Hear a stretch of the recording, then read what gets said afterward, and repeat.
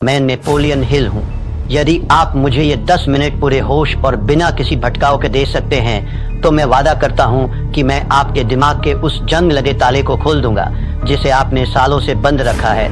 आज आईने में खुद से आंखें मिलाइए। क्या आपको वहाँ एक विजेता दिख रहा है या फिर एक ऐसा इंसान जिसने बहानेबाजी की चादर ओढ़कर अपने सपनों की लाश को दफना दिया है। जहाँ एक ही सवाल आपके अंतर्मन को चीरता रहता है, वह सवाल है, मैं शुरुआत तो कर लेता हूँ, फिर रुक क्यों जाता हूँ।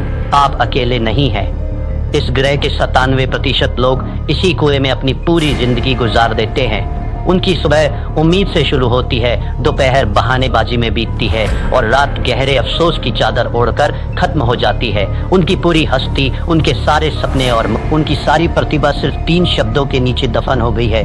कल से शुरू करूंगा, लेकिन आज मैं यहाँ आपसे उन 3% विरल लोगों के बारे में बात करने आया हूँ जो इस भीड़ का हिस्सा नहीं है।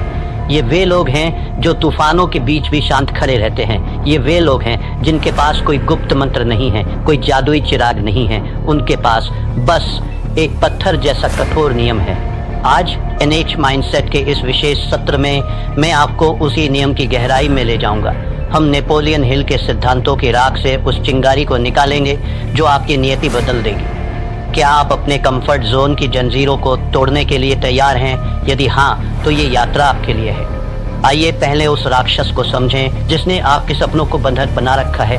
समस्या ये नहीं है कि आप में टैलेंट की कमी है, समस्या ये है कि आप खोखला जोश के नशे के आदी हो गए हैं। जब आप कोई नया विचार सुनते हैं, कोई मोटिवेशनल वीडियो देखते हैं, तो आपके दिमाग में डोपामाइन की एक लहर दौड़ती है।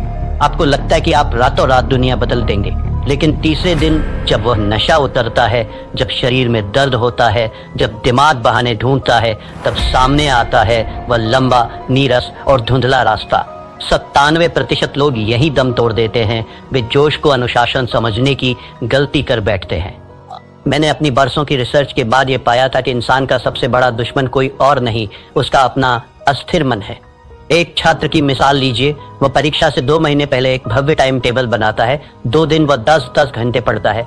तीसरे दिन उसे लगता है कि उसने बहुत कुछ कर लिया है। चौथे दिन एक छोटा सा भटकाव आता है और 5वें दिन वह वापस उसी भीड़ का हिस्सा बन जाता है जहां केवल औसत दर्जे की जिंदगी है।